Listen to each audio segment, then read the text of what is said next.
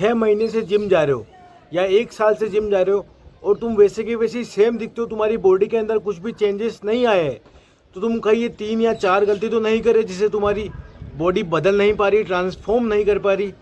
तो इस वीडियो के अंदर तुम तुम्हारी गलतियाँ पकड़ सकते हो और उन्हें फिक्स भी ईजिली कर सकते हो, उनका अपोजिट डायरेक्शन फॉलो करके जो मैं गलती बताऊँगा उनका। तो इस वीडियो के अंदर मैं उन तीनों गलतियों को डिटेल से समझाने वाला हूँ। अगर तुम उनमें से एक भी गलती कर रहे हो ना, तो लिटरली उस गलती को करना आज से ही बंद कर दो और तुम्हारी ट्रांसफॉर्मेशन 1 हफ्ते के अंदर स्टार्ट होने वाली है बढ़िया तरीके से। तो चलिए शुरू करते हैं। बिगनर की सबसे ज़्यादा बड़ी प्रॉब्लम रहती है कि उनको 6 या 7 महीने हो जाते हैं जिम करते हुए, पर उन्हें एक्सपीरियंस बिल्कुल नहीं रहता है। वो जिम कैसे करते हैं मैं बताता हूँ तुम्हें। वो जिम इस तरीके से करते हैं कि हफ्ते में 2 या 3 बार ही जाएंगे वो जिम में, कम से कम 5-6 दिन नहीं जाएंगे। उसके बाद 1-2 महीने बाद बोलेंगे कि हमारा शरीर नहीं बन रहा है या बॉडी बनने में दिक्कत आ रही है, हमारी जेनेटिक्स ही खराब है। तो दिक्कत जेनेटिक्स के अंदर नहीं है, तुम्हारे प्रोटीन की कमी के अंदर है। अगर तुम जितना कम प्रोटीन लोगे तुम्हारी मसल ग्रोथ उतनी ही ज़्यादा स्लो होगी और रिकवरी भी उतनी ज़्यादा स्लो होती जाएगी और तुम्हारी मसल बिल्ड नहीं हो पाएगी, चाहे वो तुम्हारी आर्म्स की हो चाहे वो फेस की हो। फेस का स्ट्रक्चर भी काफ़ी ज़्यादा इंप्रूव होता है जिम करने से बेसिकली, जिसको नहीं पता हो मैं बता दूं। इसीलिए अगर तुम्हारी डाइट के अंदर प्रोटीन की मात्रा सबसे कम है ना, तो तुम्हारी प्रोग्रेसिव बहुत ज़्यादा धीरे होने ही वाली हो। तो ऑब्वियस सी बात है, क्योंकि जैसे तुम कोई काम करते हो तो तुम्हें उस काम को रिकवर करने के लिए भी टाइम देना होता है।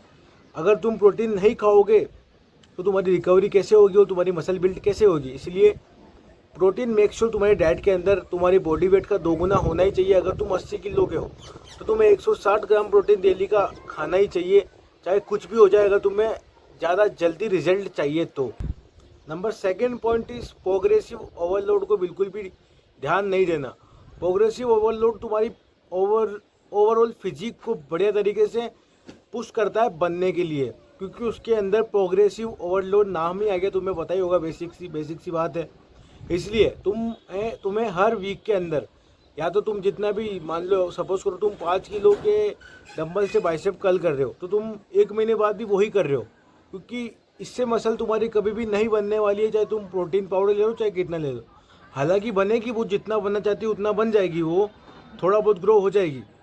बट अगर तुम ओवरलोड नहीं करोगे तो तुम्हारी मसल नहीं बनने वाली है, वो छोटी की छोटी ही रहने वाली है। क्योंकि क्या होता है, धीरे धीरे वो तुम्हारे कंफर्ट जोन को पकड़ लेती है और फिर उसी हिस्से के अंदर वो फैलती जाती पर बढ़ती नहीं है। तो इसको फिक्स करने के लिए तुम्हें कुछ नहीं करना है, हर वीक के बाद में या तो रैप्स बढ़ाओ या वेट बढ़ाओ बस। और अपने रैप्स को जितना कंट्रोल में हो सकता है उतना कंट्रोल में ऊपर लाओ और जितना कंट्रोल में हो सकता है उतना कंट्रोल में नीचे लेके जाओ धीरे धीरे। तुम ऊपर भले ही फास्ट ला सकते हो, पर नीचे ले जाते टाइम तुम्हें धीरे करना है रैप्स को। और फिर तुम मुझे खुद बताना कि तुम्हारी 1 महीने के अंदर बड़े तरीके से जो मसल 6 महीने से मरी हुई थी वो ग्रो हुई है या नहीं हुई है।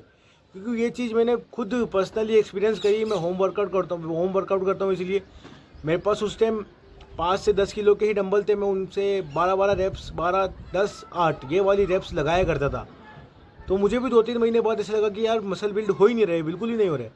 तो फिर मैंने थोड़ी बहुत रिसर्च करी और फिर पता पड़ा कि प्रोग्रेसिव ओवरलोड की कितनी ज़्यादा महत्ता होती है मसल बिल्ड करने के लिए।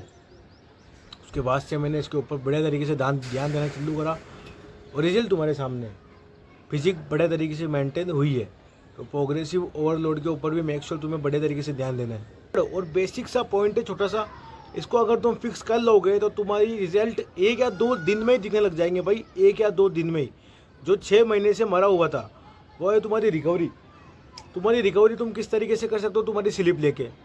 अगर तुम्हारी स्लीप साइकिल 2 या 3 घंटे की है तो तुम्हें उसको धीरे धीरे करके बढ़ाना ही पड़ेगा। अगर एकदम से बढ़ाने की कोशिश करोगे तो तुम पागल हो सकते हो। इसलिए मान लो तुम्हारी 2 घंटे की स्लीप है, तुम पागल होने वाले हो आने वाले टाइम में, तो तुम उसको सही करने के लिए पहले 5 घंटे की लो, फिर 6 घंटे की, देन 10 घंटे के ऊपर तुम जा सकते हो। और ये तुमने जैसे सही कर ली ना, तुम्हारी रिकवरी इतनी बढ़िया तरीके से ग्रो करेगी, तुम उसको संभाल नहीं पाओगे।